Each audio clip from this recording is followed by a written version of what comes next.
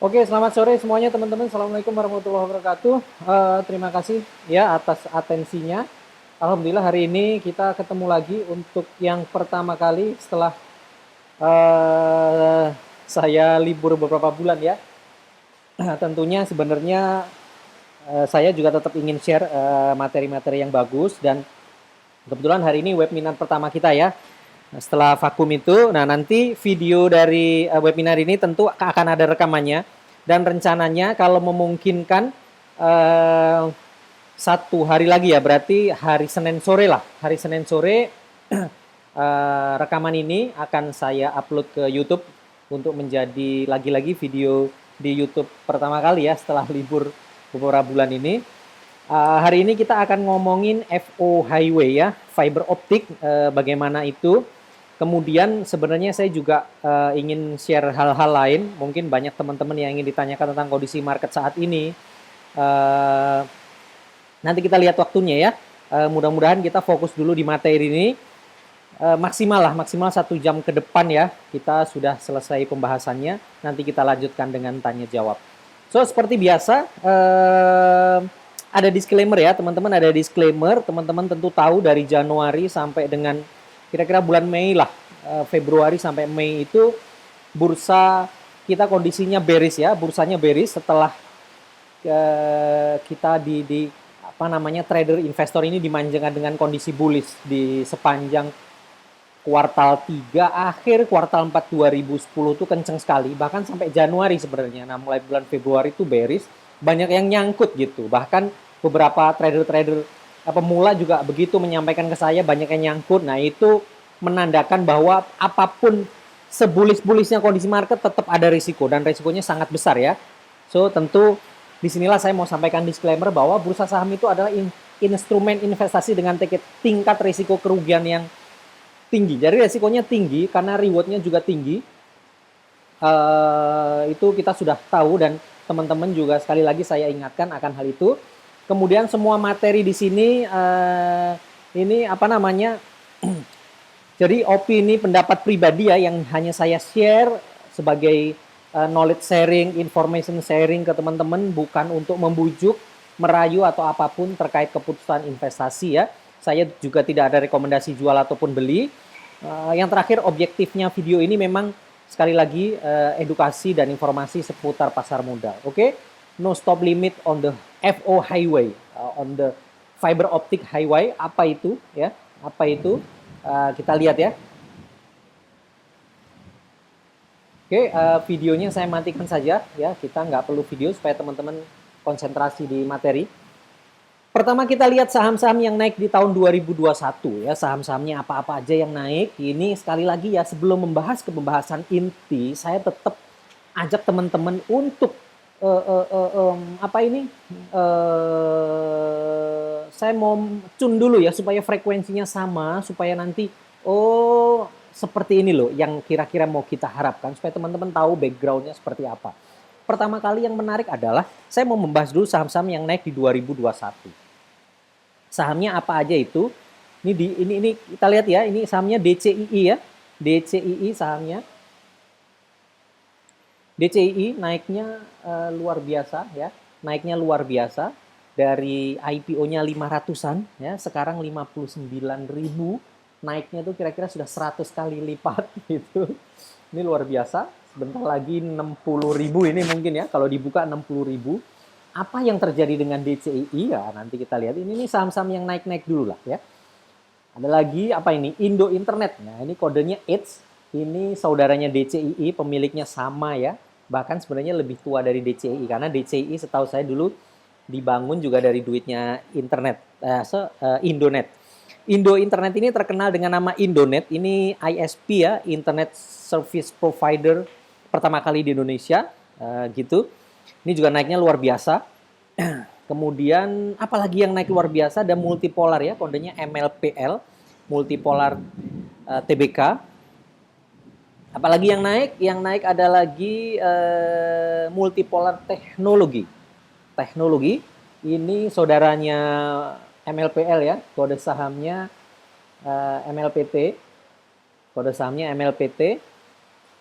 Ini juga naiknya luar biasa juga.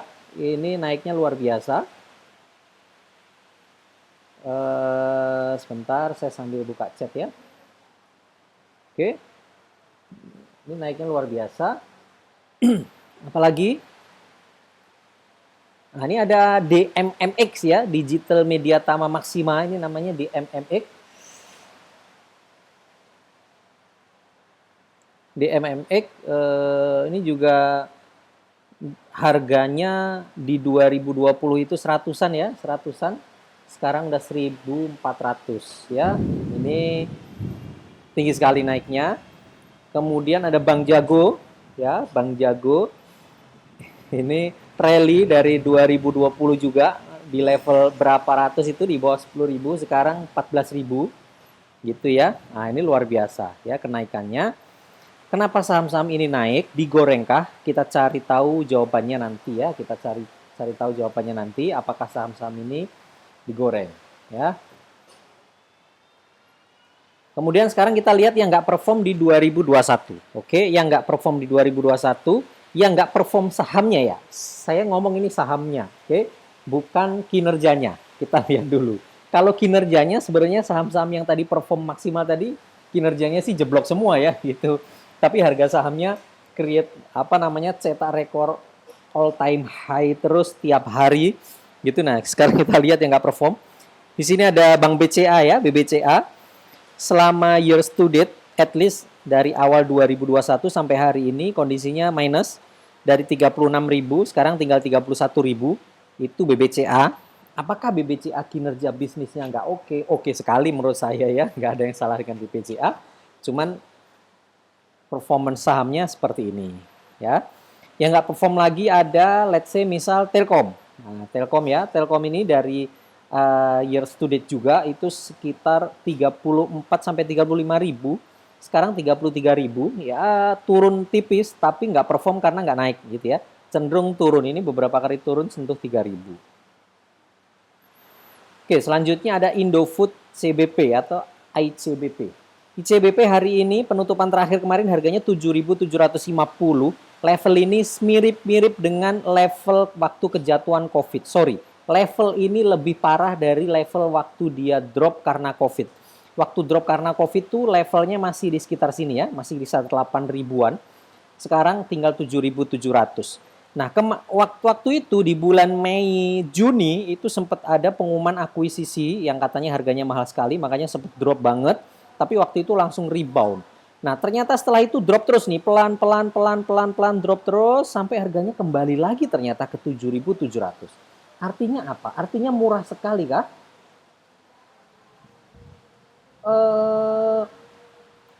Saya tidak dalam posisi murah sekali di ICBP atau enggak ya, tapi ini menggambarkan bahwa seperti inilah kondisi saham-saham blue chip hari ini, gitu ya. Oke, apalagi nih yang nggak perform ada Unilever ya. Unilever juga parah sekali. Ini sudah di bawah level waktu jatuh dia COVID itu, parah sekali.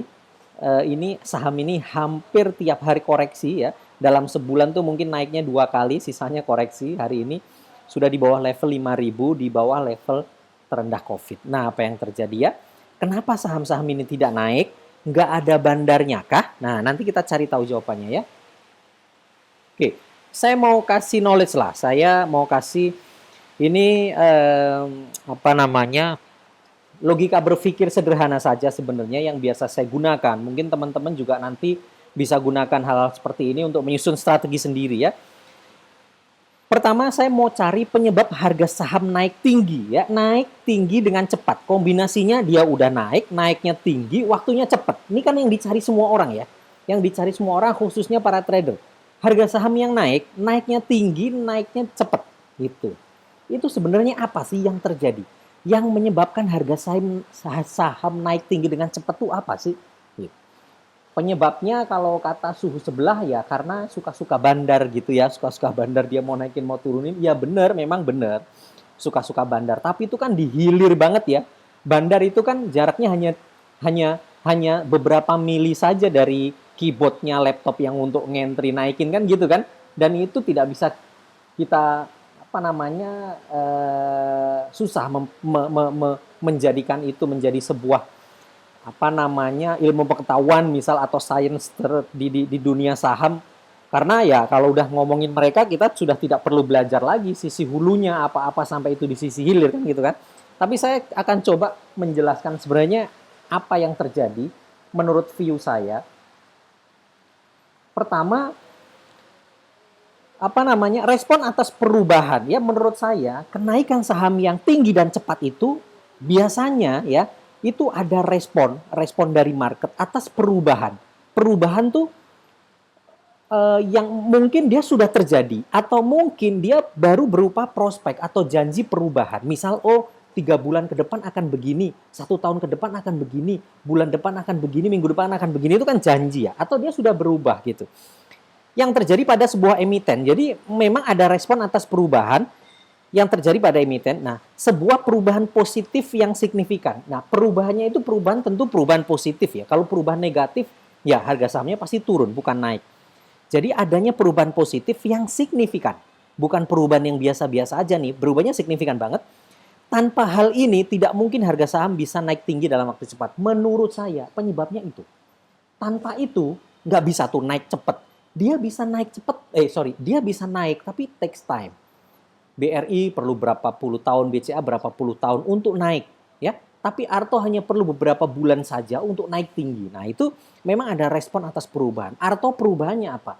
Dia menjadi bank digital, perubahannya dia akan dikendalikan Gojek. Kan gitu kira-kira ya. DCII apa sih yang signifikan? Oh, ternyata ada Antoni Salim masuk, Antoni Salim dan DCII mau bangun data center besar lagi di Indonesia, posisi di timur Jakarta.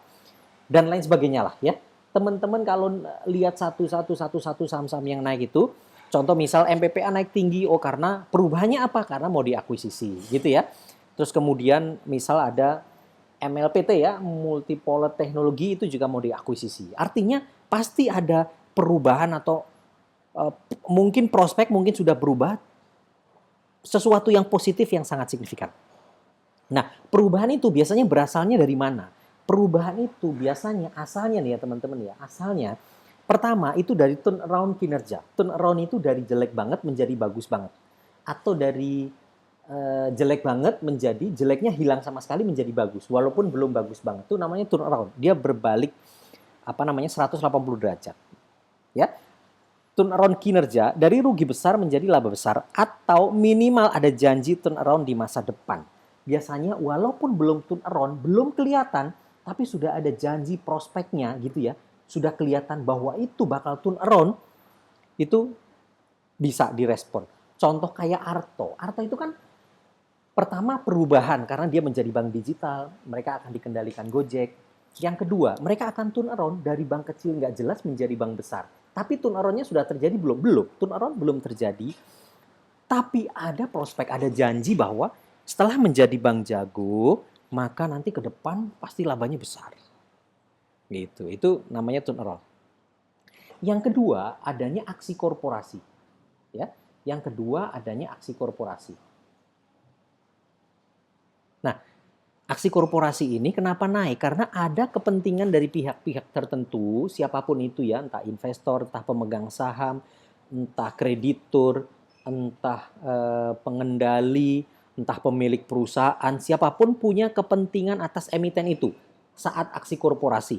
Nah, biasanya kepentingan itu pun ada selain di bisnisnya, kepentingan itu juga ada kepentingan di harga saham. Misal, kita mau swap, kita mau conversion dari obligasi menjadi saham, tapi konversinya di harga tertentu. Misal, untuk mengakomodasi hal tersebut supaya compliance dengan aturan, misal, harga saham di publik harus diangkat ke level sekian. Nah, seperti itu.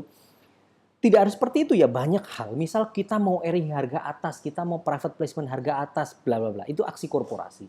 Aksi korporasi juga tidak sebatas itu. Misal mau ada merger acquisition, itu juga signifikan terhadap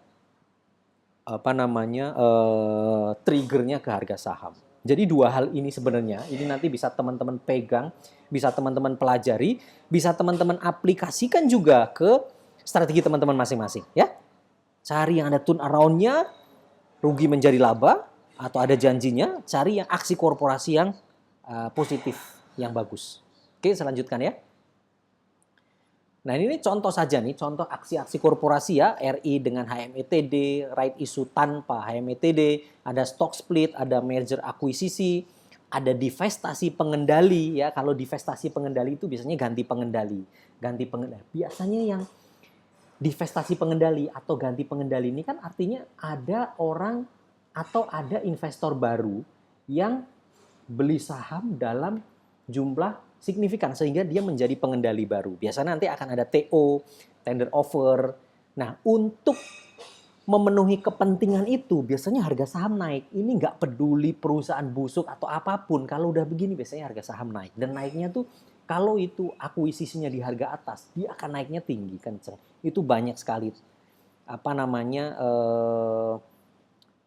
yang cuan gede karena urusan inilah. Itu kalau dulu-dulu mungkin bank Bank Permata contohnya ya, Bank Permata harga dari 600 tahu-tahu naik tinggi, oh ternyata ada akuisisi di harga atas. Bank Danamon juga pernah dari harga 4.000 atau 9.000 akuisisi di harga atas. MPPA juga katanya begitu, MLPL juga begitu, ada akuisisi di harga atas dan lain sebagainya. Itu namanya divestasi pengendali, ada penggantian pengendali. Yang tadi contoh ya, seperti Masa itu juga pernah. Pokoknya kalau udah ganti pengendali, nanti ada tender offer tuh, harga sahamnya biasanya juga mengikuti. Ada IPO anak usaha, ini juga berpengaruh. Ada perubahan jenis usaha. Nah, perubahan jenis usaha ini biasanya kayak, dia juga mirip-mirip misal merger acquisition. Atau seperti backdoor, contohnya Same. Same itu kan rumah sakitnya busuk gitulah ya. Setelah ada rencana backdoor, akuisisi dari MTech ya, dari Elang Mahkota, atau harga sahamnya luar biasa naiknya sampai hari ini. Ya kira-kira begitu. Ada juga ekspansi bisnis baru skala besar. Nah ini juga bisa. Jadi perusahaan tadinya bergerak di bidang apa, dia ekspansi gede, sektor yang lain, bukan sektor yang saat ini dijalankan, yang lain tapi mungkin nggak terlalu jauh, masih mirip-mirip, tapi akuisisi bisnisnya atau ekspansi bisnisnya itu skalanya besar sekali, beberapa kali dari nilai currently yang dia jalankan, itu juga bisa menyebabkan harga saham naik. Nah, contoh-contohnya teman-teman sebenarnya bisa pelajari sendiri aksi-aksi korporasi seperti ini. Dan inilah sebenarnya menurut saya yang menyebabkan harga saham-saham tadi itu naik. Jadi tahun 2021 ini teman-teman, awal tahun ini memang lagi-lagi bukan tahunnya blue chip ya, bukan tahunnya saham-saham gede. Mereka cenderung koreksi. Bukan tahunnya BCA lah nih awal tahun, apalagi Indofood gitu ya, apalagi Unilever, rokok-rokokan semuanya itu yang blue chip juga belum naik. Bahkan saham-saham komoditi yang harga komoditinya naik tinggi pun belum naik. So, tahunnya apa? Ya awal-awal 2021 ini adalah tahun-tahunnya perusahaan-perusahaan yang aksi korporasi. Ya, yang related dengan aksi korporasi, sebenarnya sektornya juga menjadi spesifik ya. Yang naik itu ya cenderung ke digital banking, kemudian teknologi, saham-saham itu. Dan memang karena saham-saham itulah yang lebih banyak ada hubungannya dengan aksi-aksi korporasi besar. Oke, seperti itu ya, saya lanjutkan. Nah, ini contoh ya, ini sebenarnya contoh saja, contoh CA, corporate action ya, maksudnya aksi korporasi ini, corporate action pada teknologi company. Pertama, Bank Arto oleh Gojek, ini kan corporate action juga ya. Kedua, digital banking pada bank kecil. Ya, teman-teman lihat itu juga semuanya melibatkan corporate action. Digital banking selain Arto ya, ada teman-teman juga menikmati itu ya, goreng-gorengan dari isu digital banking ini, luar biasa. Kemudian yang ketiga, investasi GoTo yang infonya ke MPPA dan MLPL, itu juga namanya aksi korporasi pada teknologi company ya. GoTo-nya teknologi, Go Market-nya teknologi, MPPA-nya retail yang konvensional, MLPL-nya juga teknologi. Selanjutnya, Antoni Salim masuk ke data center ke DCII itu juga menurut saya juga sebuah aksi korporasi karena setelah itu ternyata Antoni Salim mau bikin data center yang besar. Oke, selanjutnya rencana IPO teknologi startup dengan valuasi yang fantastis. Tahu saya valuasinya memang fantastis. Kenapa fantastis Mas? Ya pasti fantastis lah. Itu startup saja belum IPO ya, belum IPO, masih perusahaan tertutup seperti sekarang, valuasinya sudah tinggi. Kalau valuasinya nggak tinggi, maka venture capital yang baru masuk, mereka akan floating loss. Mereka semuanya profit pada posisi hari ini. Maksudnya capital gain ya, karena valuasi perusahaan dinaikin sendiri sama mereka. Sudah pasti itu overvalue tinggi. Nah, mereka mau IPO. IPO itu bagi mereka itu exit strategy. Mereka mau keluar karena sudah besar, waktunya IPO, mereka mau keluarnya di bursa gitu ya. Kita beli sahamnya, mereka keluar. Tentu valuasinya juga valuasi yang di atas valuasi sebelumnya. Kalau valuasinya di bawah valuasi sekarang, gimana cara mereka keluar? Artinya apa? Artinya IPO-nya teknologi startup company ini ya sudah pasti overvalue lah. Valuasinya sudah pasti fantastis. Apakah itu jelek Mas AS? Enggak, tergantung kita. Ya, tergantung kita mau manfaatkannya seperti apa. Oke, selanjutnya ya. Efek negatif. Sorry, maksud saya efek positif, tapi sebagian orang anggap itu efek negatif. Kayak gitu ya. Sebenarnya efeknya positif. Kalau buat saya positif. Saya sih positif saja dengan bursa. Mau apapun tinggal kita ikuti maunya bursa. Cuman sebagian orang memang anggap itu efek negatif, ya gitu kan? Sebagian itu mereka anggap efek negatif. Corporate action pada teknologi company seperti yang saya sebutkan tadi, contoh misal, valuasinya luar biasa, ya. Saham-saham ini valuasinya luar biasa. Karena valuasinya luar biasa, maka banyak yang mengkhawatirkan ini seperti bubble di IHSG kita. Kenapa menjadi bubble? Karena dengan semakin tingginya market cap dari semakin tingginya kapitalisasi dari saham-saham teknologi ini, maka sesungguhnya saham emiten-emiten yang benar-benar ada isinya ya, yang saat ini menjadi blue chip seperti consumer yang benar-benar real, mereka cetak duit, mereka ada perusahaannya, tapi mereka koreksi di IHSG, koreksi itu ditambal oleh perusahaan-perusahaan teknologi yang somehow mereka belum bisa cetak duit, isinya mungkin antara aset dengan market cap-nya terlalu jauh gitu ya. Jadi semacam balon lah gitu ya. Sebagian orang mengkhawatirkan ini bisa jadi bubble seperti .com di tahun 2000-an. Jadi banyak orang yang menyamakan lah kira-kira bahwa fasenya IHSG sekarang ini, fasenya Indonesia ini ya kira-kira mirip dengan fasenya Bursa Amerika di tahun 2000. Pada waktu itu .com sedang rame, hari ini di IHSG baru rame. Ya, waktu itu perusahaan apapun pokoknya teknologi dihajar, dinaikin gila-gilaan. Tapi setelah itu memang rontok, ada namanya .com bubble ya. Hanya perusahaan-perusahaan tertentu yang memang bisa cetak uang itu masih bertahan. Seperti Apple, Microsoft, ya dan lain sebagainya. Teman-temannya mereka itulah yang masih bertahan ya, Amazon. Yang lain memang rontok. Nah, mereka khawatirnya di IHSG seperti itu. Ini sebenarnya anggapan negatif corporate action pada tech company buat sebagian orang. Tapi efek positifnya buat saya sih positif. Kenapa? Karena valuasi perusahaan teknologi ini kan tinggi-tinggi ya.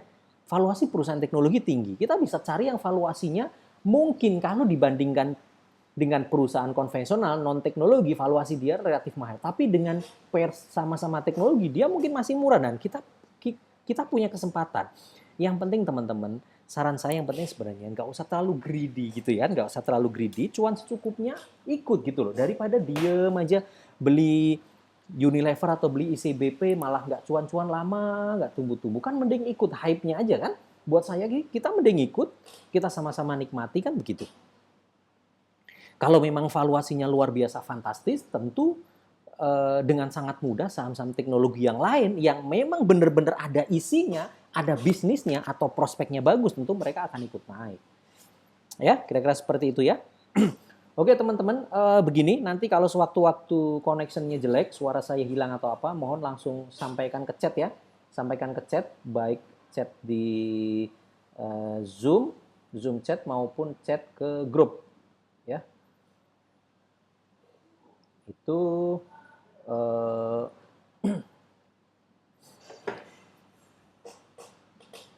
yang kedua, anggapan valuasi bank digital harus mahal seperti Arto menjadikan bank-bank kecil bullish. Nah, sekarang ini kan ada anggapan ya. Saya nggak tahu ini efek positif atau negatif. Sekali lagi buat saya sih kita ambil positifnya aja. Karena ada bank kecil yang ditarik digital ya nanti yang lain kemungkinan besar akan mengikuti. Tapi tentu ada term and condition-nya ya. Jadi ini seakan-akan di pasar saat ini ada anggapan valuasinya bank digital itu harus mahal seperti Arto. Entah itu dari mana itu anggapan, entah dari mana itu aturan, pokoknya maunya market ya seperti itu gitu. Sekarang tuh ada anggapannya seperti itu. Kalau saya, oh oke, silahkan, boleh. Ya saya beli dong bank yang benar-benar confirm menjadi bank digital dan nanti valuasinya bisa tinggi kan gitu kan. Nah saya ikut, nah, kira-kira begitu. Walaupun contoh ya, sedikit saja. Kalau bank digital itu head to head-nya masih ada, peers-nya tuh masih ada dengan bank gitu kan, walaupun yang satu bank konvensional, satu bukan. Tapi kan bisnisnya bank. Mereka bisnis prosesnya walaupun beda, tapi bisnis utamanya kan mirip ya, mengira kumpulkan dana murah dari masyarakat, salurkan lagi, mendapatkan selisih bunga, kan kira-kira gitu. Nah, Arto itu saya pernah hitung dengan valuasi dia hari ini ya, harusnya hari ini, let's say tahun depan ya, kan sekarang kan gini, misal kita diskusi dengan orang yang memvaluasi Arto tahun depan bisa 30.000, let's say gitu ya, harga sahamnya bisa 30.000. Lalu saya tanya, emang kenapa Arto harus bisa 30.000? Oh ya Mas AS, karena bank digital banking nanti Gojek, dana murah segala macam, super apps lah Gojek melayani puluhan juta orang segala macam. Jadi 30.000 sangat wajar, oke. Kalau menurut valuasi yang apa ya, yang kira-kira bisa dipertanggungjawabkan gitu ya, valuasi sederhana, valuasi standar kita samakan dengan per sektornya, bank paling bagus menurut saya BCA lah ya, yang sumber dana murahnya paling bagus, kemudian juga kredit bermasalahnya paling kecil, profitability-nya paling besar, gitu kan ya, BCA. Kalau harga Arto tahun depan 30.000, maka kalau saya samakan valuasinya dengan BCA, Arto harus mampu cetak profit around 14 triliun, 15 triliun setahun. Nah, pertanyaannya mampu nggak Arto tahun depan saat harga sahamnya 30.000, dia cetak profit ya 10 triliun aja lah. Mampu nggak kira-kira itu? Nah, jawabannya kalau mampu ya berarti hebat. Arto layak. Gitu kan? Arto layak. Tapi kalau nggak mampu ya berarti jawabannya tuh yang tadi. Pokoknya Mas AS, bank digital itu entah make money entah enggak, valuasinya harus mahal. Nah, itu jadinya begitu ya. Jadinya liar begitu, is oke, nggak apa-apa. Ini bukan masalah salah atau benar. Ini kita sama-sama mencari kira-kira yang terjadi dengan bursa ini apa, kan gitu kan? Ya. Jadi teman-teman hitung saja sendiri, Kak. Kalau Arto mau 30.000 tahun depan, atau let's say berarti sekarang 14.000 ya. Arto tuh harusnya hari ini bisa cetak profit minimal 5 triliun. Supaya harganya layak segitu. Nah, bisa nggak Arto? Dengan Gojek lah, terserah lah. Mau dengan Gojek, apalah diapain lah itu Gojeknya. Bisa nggak cetak profit 5 triliun? Kalau nggak bisa ya berarti memang Arto cuma digoreng gitu loh. Maksud saya gitu loh teman-teman ya, supaya kita ngerti. Yang ketiga, kesempatan grup emiten teknologi goreng sahamnya sesuaikan dengan valuasi teknologi di IHSG. Nah, ini efek positif juga sih buat saya.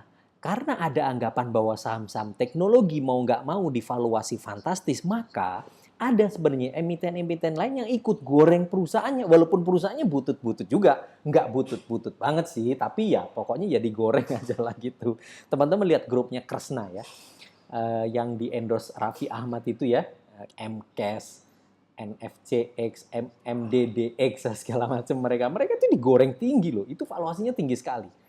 Ya kalau mereka ditanya, ini apa-apaan nih? Mereka akan, perusahaan teknologi naik semua kok valuasi, begitu. Itu memang memanfaatkan. Sebenarnya ini kalau buat saya sekali lagi, ya negatifnya bubble oke lah. Tapi kan, ini kan kita dalam proses bubble, kuncinya pokoknya jangan greedy aja. Jangan greedy, ikut aja bubble-nya. Ikutin, dapat cuan, keluar, selesai. Saat bubble udah di luar, yang penting jangan greedy dan jangan long term di sinilah gitu ya. Kalau mau long term di BRI, ICBP, BCA, Telkom aja di situ dah. Gitu ya, saya lanjutkan ya. Oke, sekarang Anda mau bagaimana? Nah, gitu kan pertanyaannya. Kita sekarang mau bagaimana? Pertama, mengikuti hype-nya bursa bersama saham-saham teknologi, tentu bersiap juga dengan risiko ya, bersiap juga dengan risiko. Kalau buat saya, gimana Mas saya manage risiko? Enggak susah kok sebenarnya. Asal jangan greedy aja. Pokoknya jangan greedy aja. Khususnya buat teman-teman yang trading, it's simple. Teman-teman ikuti trading plan yang sudah dibikin, jangan bikin aturan untuk dilanggar. Kan gitu kan? Intinya jangan bikin aturan untuk dilanggar. Teman-teman bikin trading plan, oke, gue nanti 10% gue keluar cukup keluar.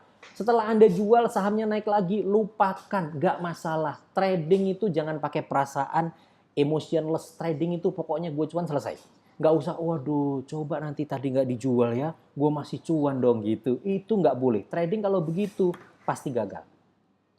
Contoh, Anda beli saham, Anda jual di harga 500, tahu-tahu sahamnya naik lagi ke 600. Anda sakit hati, bingung, resah, gelisah, nggak usah. Trading tuh emotionless, nggak usah pakai perasaan. Jual 500, yang penting gue cuan selesai. Wah, kok naik 600 lagi? Nggak usah sedih. Justru Anda harus senang. Nih, rubah mindsetnya. Kok bisa senang Mas AS? Loh, Anda harus senang dong. Artinya apa? Artinya ada kesempatan Anda untuk cuan kembali di saham itu. Kan begitu. Bikin trading plan baru. Oke, wah sahamnya bagus nih. Masih uptrend nih. Justru Anda semangat, jangan sedih. Gue beli lagi harga 600. Nanti 600 naik ke 700 sekian, saya pasang trailing stop biar cuan lagi. Kalau turun 3%, jual. Jangan mikirnya, aduh masa beli di 600, kemarin gue jual 500, itu salah mindset begitu ya. Jadi sekali lagi, kalau mau ikut hype-nya tuh simple. Jadi pokoknya Anda sebagai sebagai trader, tradinglah yang benar, mindsetnya yang benar, nggak usah greedy, emotionless, kemudian patuhi apa yang sudah Anda buat. Trading plan patuhi. Kira-kira begitu. Pasti berhasil kok. Simple kok. Contoh, teman-teman di Big Reward. Saya info Bevin masih harga berapa tuh? 400 ya. Itu kan sudah dari bawah banget. Yang terakhir tuh saya info harganya sudah 800. Semua, waduh harganya sudah tinggi, bla bla bla bla. Nah, padahal saya tahu ini confirm banget nih Bevin. Ya, nggak ada yang beli kan? Saya kasih tahu, saya beli tambahan nih ya, yang sebelumnya 5 miliar. Sekejap saya dapat 10%. 500 juta kipas-kipas. Di saat kondisi merah, saya masih dapat 500 juta dengan mudah. Beli Bevin, karena lotnya besar, likuiditasnya tinggi, saya beli aja HK 5M. Naik 5M, 10% TS. Dapat 10% jual. Udah. Emotionless trading itu. Manfaatkan kesempatan. Nah, sekarang harga sahamnya naik lagi, nggak apa-apa. Saya seneng, ya beli lagi nanti, bikin plan baru, kan begitu. Kira-kira begitu ya, itu yang benar. Oke, itu yang pertama, kita ikuti hype-nya bursa bersama saham-saham teknologi. Ini teman-teman bisa pilih, tidak ada paksaan, saya hanya sampaikan realitanya. Yang kedua, teman-teman tetap bertahan dengan strategi konvensional. Ya, beli saham-saham under value atau saham-saham growth dan tetap mengandalkan pertumbuhan portofolio jangka panjang. Nah, buat teman-teman yang takut, waduh harga sahamnya udah over value semua, gila-gilaan digoreng, ya tidak perlu ikut ya, tetap saja dengan strategi konvensional. Saya porto tumbuh 5% setahun nggak apa-apa Mas AS, long term aja lah. It's okay, beli BCA udah pasti tumbuh. Gitu ya. Anda mau bagaimana? Nah, ini teman-teman tinggal pilih. Oke, saya lanjutkan ya. So ini pendahuluan rubah mindset, pengetahuan tadi saya cukupkan. Key takeaways-nya ya, kesimpulannya bahwa kenaikan saham memang perlu waktu long term sesuai dengan kondisi bisnis. Yang pertama kali yang benar tuh memang ini ya. Jadi kenaikan saham tuh memang perlu waktu sesuai kondisi bisnis. Yang kedua, kenaikan saham yang tinggi dan dalam waktu singkat perlu dorongan perubahan signifikan pada emiten ya. Kalau mau cari harga saham yang naiknya tinggi, waktunya cepat, cari yang ada perubahan signifikan. Kalau yang nggak ada perubahan, itu nggak akan pernah naik. Makanya banyak yang bertanya nih, ini supaya teman-teman sekarang tahu, Mas AS, saham ini kok nggak naik-naik kenapa? Ya kok diem aja kenapa ya? Padahal kinerjanya baik-baik aja, bisnisnya bagus. Itulah, that's why saya sampaikan ini supaya teman-teman tahu bahwa kalau teman-teman mau cari saham yang naiknya tinggi, waktunya cepet banget, ya jangan perusahaan yang nggak ada apa-apanya. Maksudnya nggak ada aksi korporasi, nggak ada apapun. Mereka naiknya pasti pelan-pelan karena nggak ada kepentingan. Kalau mau nyari yang naiknya kenceng, harus cari yang ada kepentingannya. Kira-kira gitu ya.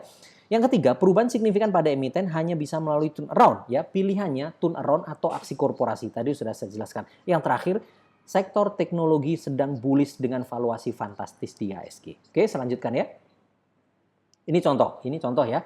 Kalau teman-teman mau tetap mau ikutin strategi aksi korporasi tadi ya, masih ada dua menurut saya setidaknya yang sudah confirm nih ya, yang saya punya datanya.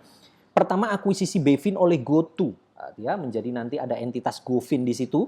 Harga sahamnya bener naik ya, cetak all time high. Di sini juga sudah selalu saya update di Big Reward, harusnya teman-teman juga tahu. Saya nggak tahu naik berapa lagi, mungkin Senin bisa ke 1000 dan selanjutnya sambil nunggu pengumuman, kira-kira begitu. Yang kedua, persiapan RI-nya BBHI, rasionya juga cukup menarik nih, 1:2, harga tebusnya 100-an katanya. Informasi terakhir nanti dieksekusinya di Juli, menurut saya ini padahal harga market sudah 2000 saat diumumkan itu bulan Mei kalau nggak salah, atau April. Itu harga saham tidak terpengaruh. Jadi buat saya ini semacam diskon besar untuk para pemegang saham ya. BBHI ini dibeli CT, dibeli Khairul Tanjung. Nanti sebentar lagi infonya akan ada rebranding BBHI ini menjadi bank baru, nama baru, brand baru, dan katanya bakal luar biasa sih di tangannya Khairul Tanjung. Semua channel bisnisnya dimasukkan ke sana. Jadi sebuah bank digital, kemudian ada juga kolaborasi dengan e-commerce asing, ada juga retail-retailnya, kartu kreditnya mau dimasukin ke sini semua ya, mudah-mudahan ini bisa segera bertahan di atas 2000 gitu ya. Dua ini yang masih on menurut saya, nanti yang lain teman-teman silakan cari ya.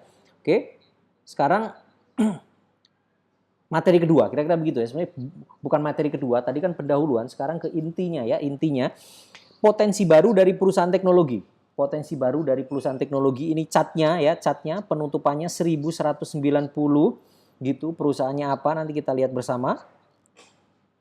Sekali lagi saya share teman-teman ya. Saya nggak memaksa beli. Saya pun kemarin saya pertimbangkan dengan sangat-sangat hati-hati apakah ini perlu saya share dengan plus minusnya. Karena sebenarnya kalau saya tidak share, saya keep sendiri, justru peluang cuan saya menjadi lebih besar. Karena saham yang rame itu jujur saja naiknya lebih berat. Ya. Tapi nggak apa-apa. Sebenarnya ya tidak usah dibeli saja, tapi at least teman-teman tahu ada potensi ini. Gitu ya. At a glance. Berdiri tahun 2014, IPO-nya di 2020, jadi baru IPO di harga 530. Nanti kalau salah saya tolong dikoreksi, dengan valuasi around 2,5 kali nilai bukunya pada waktu IPO ya, dan mencetak hampir 50 miliar pendapatan di tahun 2020 ya. Kemudian ada 3 pilar bisnis utama, teknologi, apps ya, transport, food, agri, kemudian point reward. Terus ada network infrastructure, ini menurut saya yang paling besar bisnisnya. Kemudian yang ketiga adalah ads media. Ads media itu outdoor, ya. Ini 3 pilar bisnisnya. Kemudian yang terakhir digawangi petinggi Kominfo, ex-petinggi maksudnya ya. Ex-petinggi Kominfo, petinggi Indosat, petinggi Telkomsel pada posisi komisaris dan strategic advisor.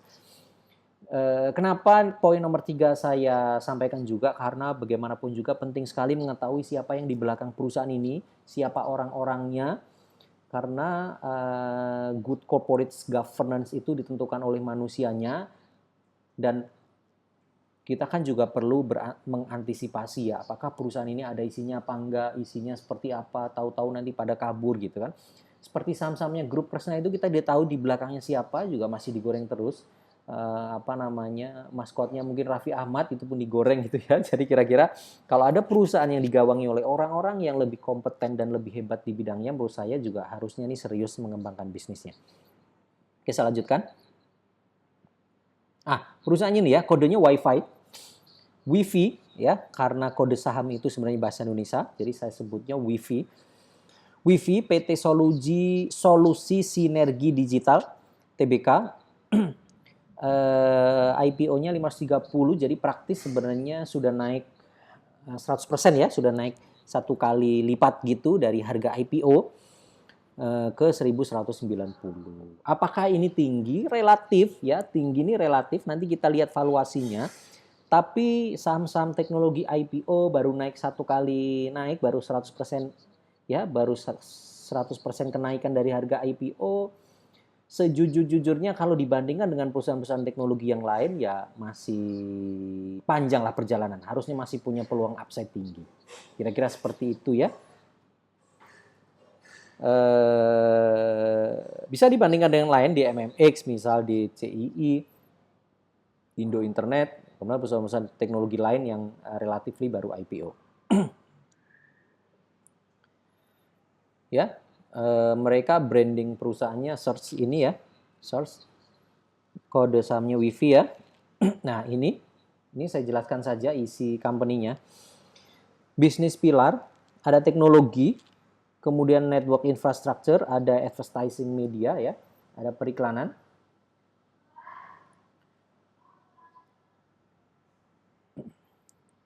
Oke, teknologi itu isinya apps ya, isinya apps, teknologi itu isinya apps.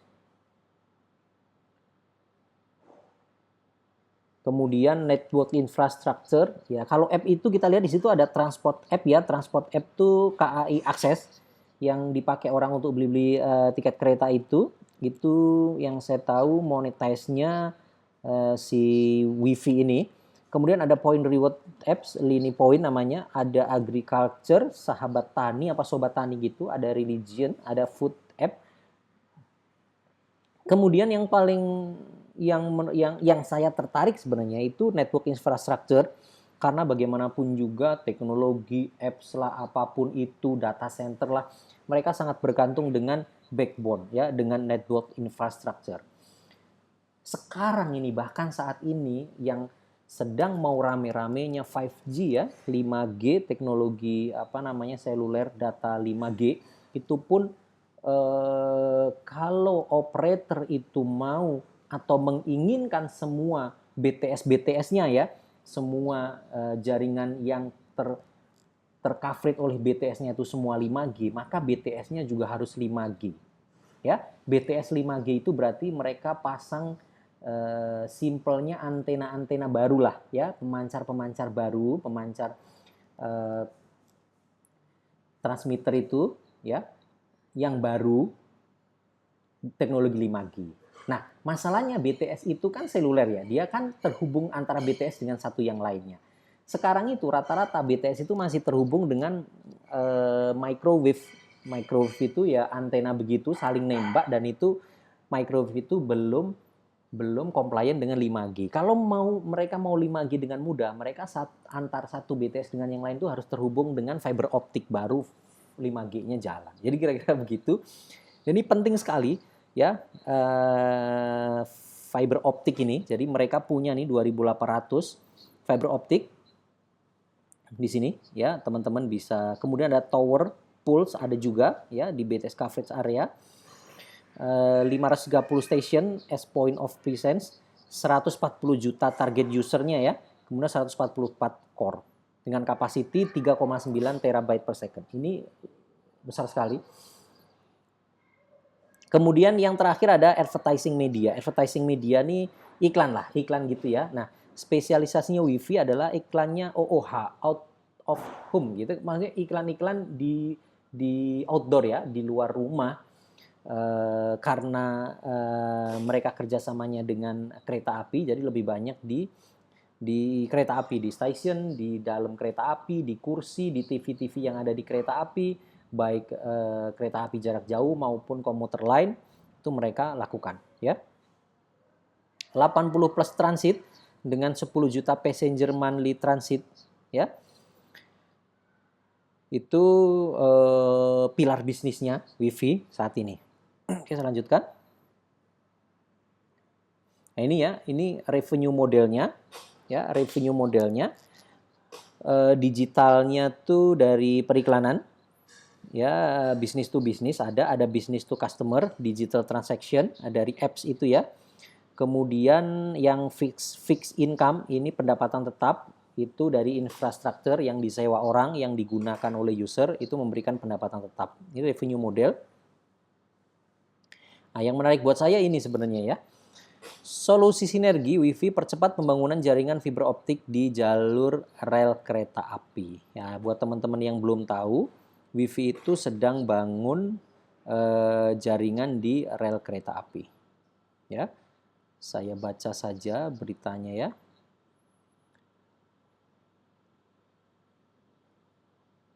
Nah, ini ya, sudah muncul ya.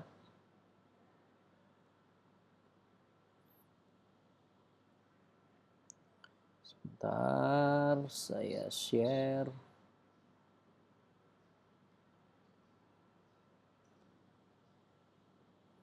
Nah, ini ya teman-teman ya. Nih. Solusi sinergi WiFi percepat pembangunan jaringan fiber optik di jalur rel KAI. Oke, ini dia. Solusi sinergi digital atau SARS tengah mempercepat langkah pembangunan jaringan fiber optik di sepanjang jalur rel kereta api milik PT KAI. Ya, bla bla bla. Jaringan FO yang dibangun sepanjang 2.800 km. Pertama targetnya Jabodetabek, Bandung Raya sebagai target pertama, nanti lanjut. Ya.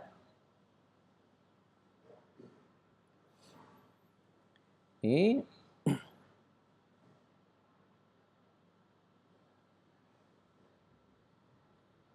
pengembangan ini desain untuk meningkatkan jaringan infrastruktur data yang sangat cepat dan stabil di Pulau Jawa yang dapat memfasilitasi konektivitas internet dengan kapasitas bandwidth sampai dengan 15.000 Gbps ya. Kapasitas bandwidth sebesar ini dihadirkan berdasarkan studi kelayakan yang dilakukan WiFi bersama dengan KAI sampai 10 tahun ke depan. Jadi kira-kira memang fokus bisnisnya FO untuk Pulau Jawa. Bagaimanapun juga Pulau Jawa ini marketnya market gemuk. Memang kompetitornya tinggi tapi marketnya gemuk, hampir semua di desa-desa semuanya nanti akan pakai internet. Mereka akan belanja online, mereka akan memasarkan produk UMKM-nya, jadi semuanya butuh jaringan internet yang reliable. Jadi kalau teman-teman jalur kereta itu banyak advantage-nya ya, banyak keunggulannya. Nanti ada pembahasan di belakang. Itulah yang sedang dilakukan oleh WiFi.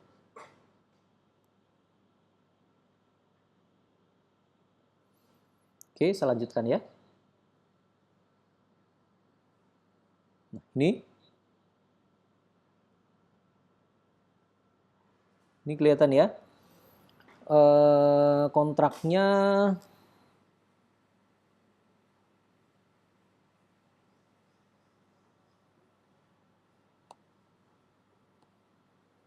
bentar.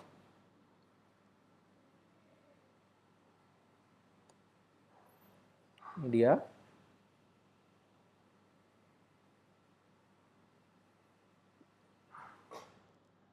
Ini kontrak untuk 10 plus 5 tahun dengan KAI.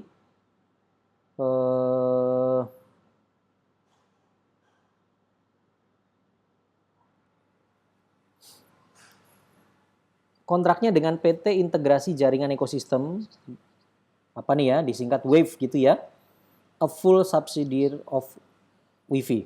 Jadi kalau teman-teman lihat laporan keuangannya WiFi itu di bagian anak-anak usaha entitas itu ada PT Integrasi Jaringan Ekosistem.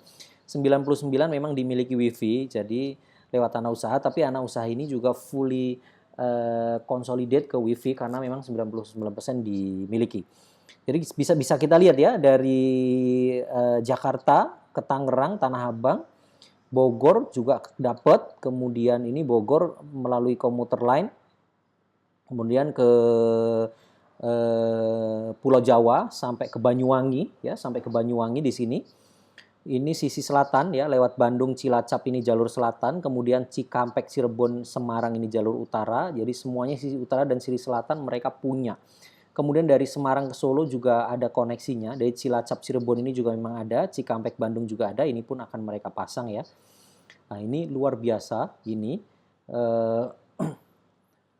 Perusahaan lain mungkin bisa pasang seperti ini, tapi cost-nya pasti besar sekali karena akuisisi tanah untuk tanam itu ya, perizinan segala macam itu pasti mahal dan Kalau mereka ini pasti murah sekali. Kenapa? Karena lahannya sudah ada, tinggal gali, pembangunannya juga jauh lebih cepat, nggak ada gangguan, perizinan lebih simpel, keamanan lebih bagus karena bagaimanapun juga adanya di dalam area relnya kereta api ya, jadi menjadi lebih simpel. Oke, kita lanjutkan ya. Nah, ini kenapa FO-nya dari Wi-Fi more reliable ya. Ini alasannya kenapa. Ini saya besarkan ya. Authorization to install transmitter tower along the track and station. Ya. Ternyata nanti setelah adanya jaringan ini sudah terbangun, mereka juga akan install ini ya, transmitter ya atau BTS sepanjang trek. Ya, sepanjang trek. Gitu ya. Railway always cross in the middle of the city, straight to the dense population area, ya.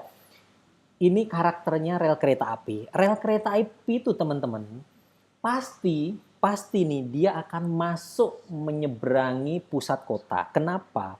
Karena stasiun-stasiun besar itu tempatnya pasti di pusat kota dan disitulah nanti semua jaringan FO-nya Wi-Fi akan masuk. Ini sebenarnya ya itu tadi reliable-nya itu bangunnya gampang, tapi memang tidak di pelosok juga karena setiap kota dia pasti akan masuk kota dan itu jaringan FO-nya akan masuk gitu ya.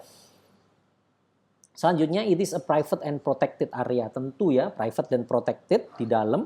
Significant less disturb, providing the highest quality SLA. Ya, service level agreement-nya mungkin kalau dia jualan, SLA-nya bisa jauh lebih tinggi daripada provider lain. Kenapa? Karena nggak ada gangguan.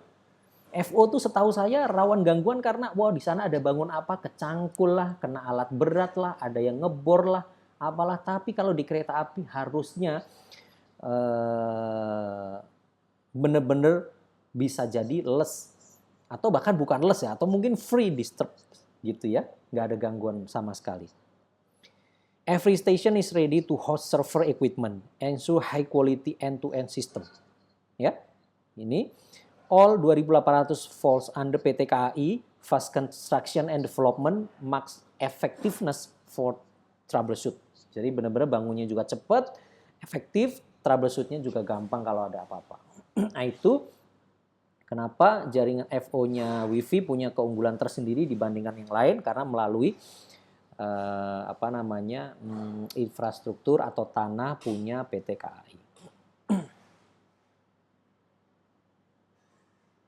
Nah ini ada feasibility study highlight yang lakukan Hardiman Telecommunication Advisor pada tahun 2020. Mereka melakukan capex comparison. Capex comparison tuh kira-kira ya pokoknya biaya bangun FO tuh berapa biayanya per kilometer yang saat ini sudah terjadi. Kan ini kan feasibility study, berarti mereka kumpulkan data ya, mereka survei, kumpulkan data.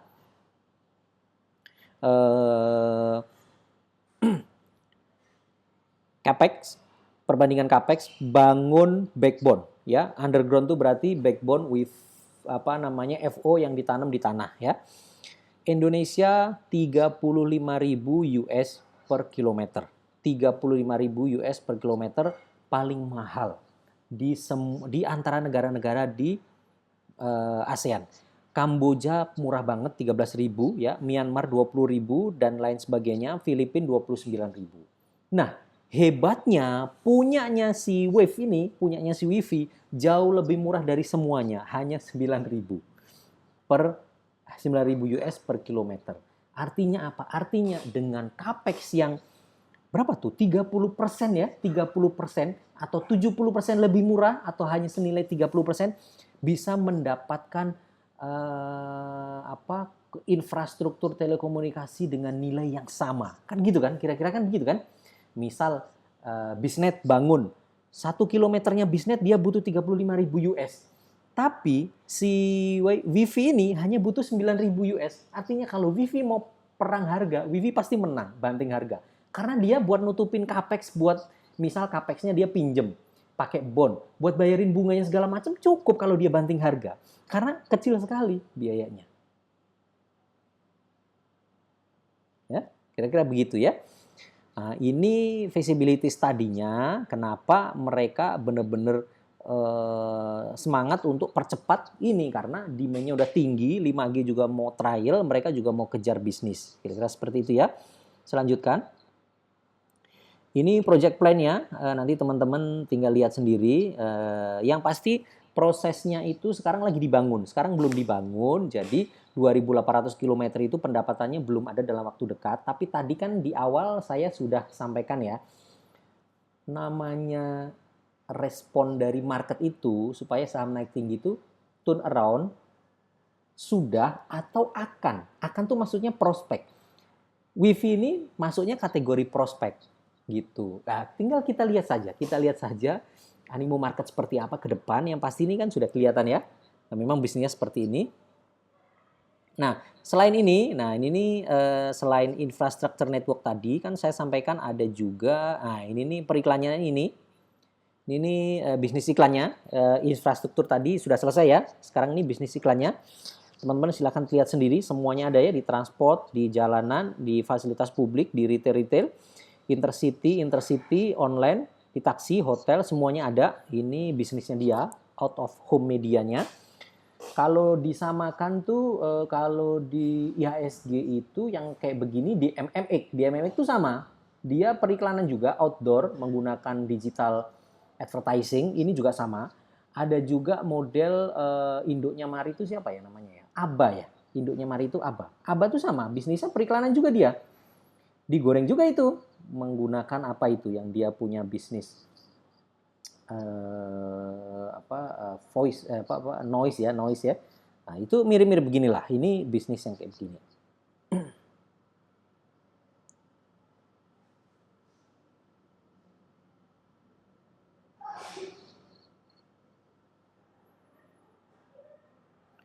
Ini ya, ini statistiknya dari periklannya mereka. Teman-teman tinggal baca, pelajari, bandingkan misal dengan di MMX.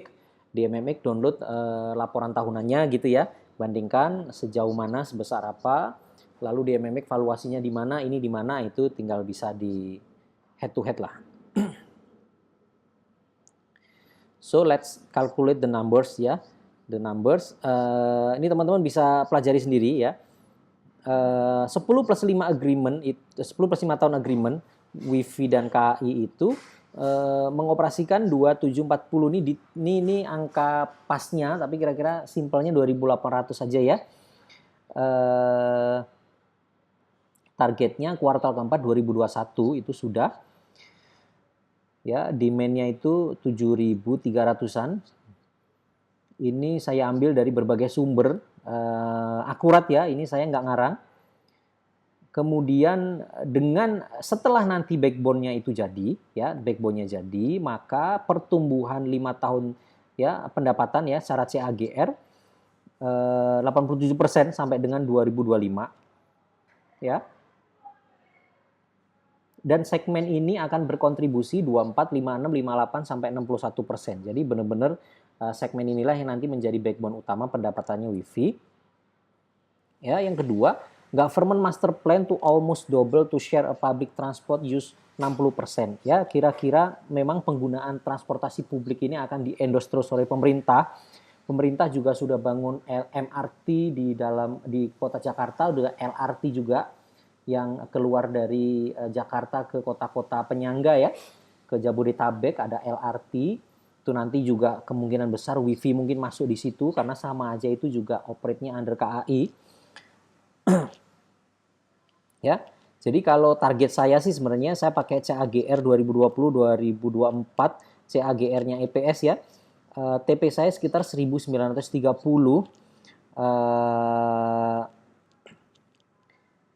Untuk full year 2022 ya EV EBITDA-nya berada di 14 kali. Ya. Itu hitung-hitungan saya. Ini kita lihat saja di sini. Ini juga hitung-hitungan saya, kemungkinan dari pertumbuhan pendapatannya Hari ini revenue-nya 47 miliar kemarin, tahunan 2020. Itu pertumbuhannya saya proyeksikan setiap tahun akan tumbuh seiring dengan pertumbuhan demand dari infrastruktur yang dipunya. Kira-kira seperti itu ya, teman-teman bisa baca sendiri. Saya tidak terlalu ngomongin detail masalah angka-angka ya.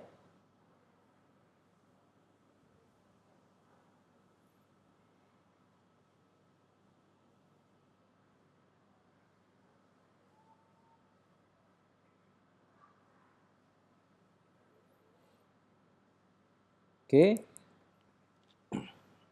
Ini apa ya? Ini tesis lah ya, tesis kita investasi di perusahaan yang melayani atau perusahaan yang menyediakan infrastruktur internet.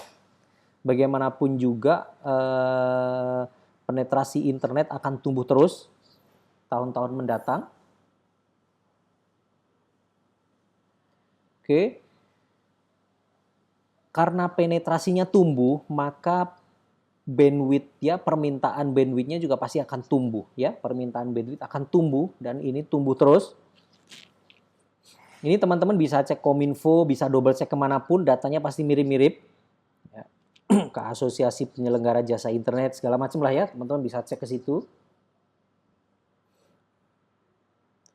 Nah, ini ada data juga, ini apa namanya, OOH itu out of home ya, ini iklan di luar rumah, kira-kira begitu ya, iklan-iklan digital di luar, di outdoor, ini spendingnya ya, orang membelanjakan biaya iklannya untuk iklan-iklan model yang di luar itu, seberapa sih exposure-nya terhadap belanja iklan secara keseluruhan.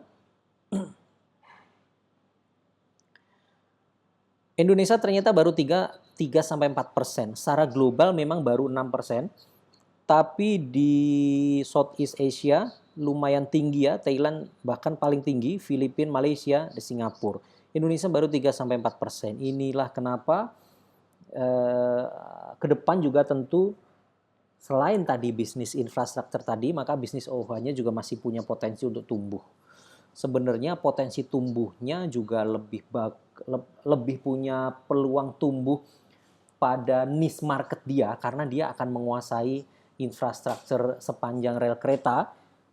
Penumpang kereta itu sebulan juga puluhan juta orang, dan itu akan menjadi apa namanya, market tetapnya mereka, baik untuk pemakaian internet misal ataupun untuk ini, untuk sasaran dari media-media iklan mereka.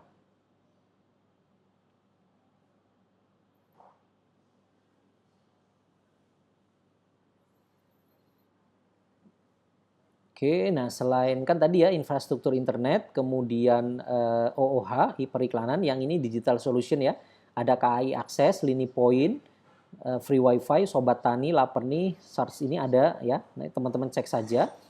Contoh saja ini revenue, source of revenue-nya seperti apa. Contoh misal kayak KAI ini, karena monetize-nya dipegang oleh WiFi ya, oleh anak perusahaannya WiFi.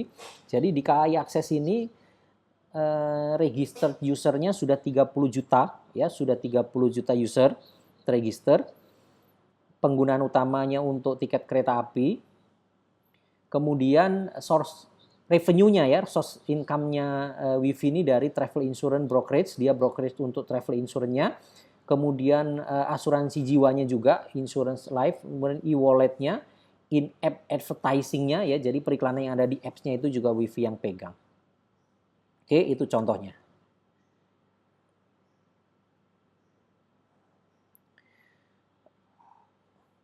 Nah, ini SWOT analisis ya, SWOT analisis supaya berimbang ya, supaya berimbang. Tadi saya sudah sampaikan kalau WiFi itu apa sih, reliability-nya yang kuat ya dibandingkan dengan yang lain tuh apa saja. Tadi sudah saya sampaikan ya. Ini teman-teman tinggal baca sendiri, nanti dikira saya banyakin pom-pom. Saya baca saja weakness ya, weaknesses-nya ya. Angka 2.800 itu menurut saya cukup besar untuk sekelas WiFi. Walaupun dia relatively smaller ya dibandingkan dengan operator-operator lain yang sudah terlebih dulu jalan, seperti misal Bisnet itu sudah punya 50.000, Moratel punya 37.000, dan Linknet punya 16.000.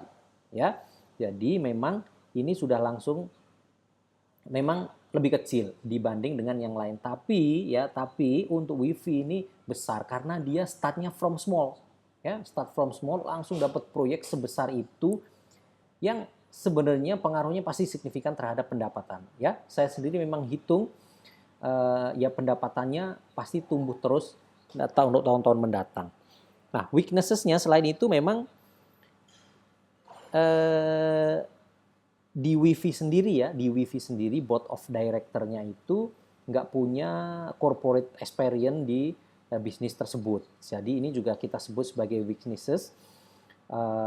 Salah satu kelemahan yang teman-teman juga harus perhatikan itu bagaimana ke depan WiFi. Ya, oke.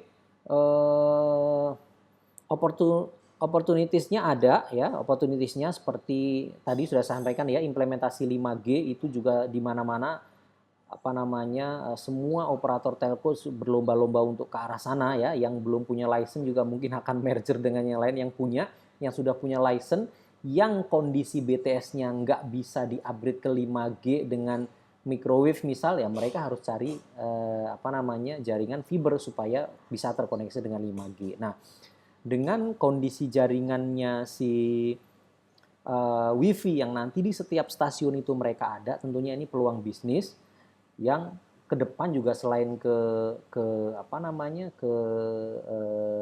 bisnis to B2C ya, mereka juga bisa dengan B2B.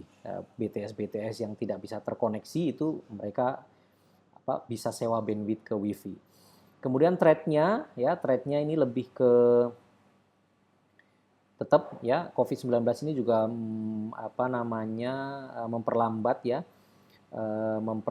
proyek, atau juga karena orang nggak ada yang keluar rumah, maka iklan-iklan outdoor-nya juga tidak bisa perform bisnisnya dengan maksimal. Mungkin orang-orang mau iklan luar rumah juga sekarang mikir iklannya di TV aja karena orang udah jarang keluar, jadi iklannya di TV. Jadi itu kira-kira teman-teman ya. Seperti itu. Coba saya mau tambahkan lagi. Saya mau kasih data. Ini sebenarnya penting data ini. Kenapa? Karena ini terkait dengan, sebentar ya, share-nya saya tutup dulu.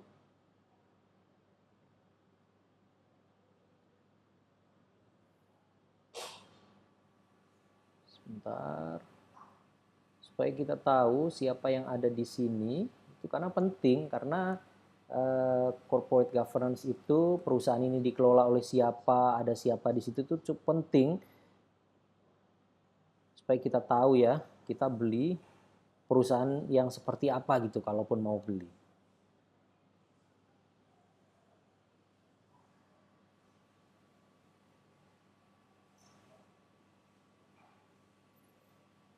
Ya. Ya, komisaris utamanya Pak Rudi Antara. Ya, ini semua sudah tahu ya, mantan Menteri Menkominfo. 2019 kemarin sudah tidak bertugas. Pengalamannya juga di Telkom, di XL, Indosat, kemudian PLN, Semen Gresik ya. Kemudian komisarisnya juga Pak Alexander Rusli. Ini mantan Presiden Indosat 2012-2017 ya. Ya, kemudian staf khusus di Kementerian BUMN, staf khusus juga di Kominfo. Oke, ada lagi, nah ini ya komisaris independennya. Oke, ada Pak Heri Sunaryadi, salah satu direksi ya, waktu 2014-2016 di Telkom, seperti itu. Ya, strategic advisor-nya Ibu Hervini Haryono, pernah menjadi MD IT-nya di PT Kereta Api, ya, Chief Business di Ooredoo, pernah CTO juga di Telkomsel. Oke, jadi supaya kita tahu ini perusahaan apa, perusahaan siapa, yang ada di belakangnya, orang-orangnya siapa, tinggal teman-teman analisa lagi. apakah layak untuk dibeli atau enggak, itu semua keputusan di tangan teman-teman.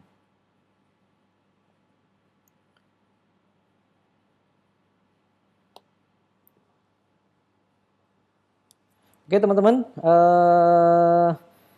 seperti itu ya materinya hari ini. Terima kasih, mudah-mudahan bermanfaat. Rekamannya ada, nanti akan saya share. Saya akan edit dulu, mudah-mudahan hari Senin ya, hari Senin sudah selesai, nanti Senin sore akan saya upload ke YouTube. Sekali lagi ini bukan rekomendasi jual atau beli, ini sharing saja. Bagaimanapun juga IPO-nya dengan harga sekarang belum terlalu tinggi, daripada nanti harganya tahu-tahu 3.000 saya baru share, itu udah terlalu tinggi sekali. Kemarin pun naiknya juga terlalu cepat. Saya juga butuh waktu untuk menyiapkan materi, mencari data. Begitu kira-kira ya. Sekali lagi terima kasih atas waktunya. Mudah-mudahan bermanfaat. Sukses untuk teman-teman semua. Selamat sore. Assalamualaikum warahmatullahi wabarakatuh.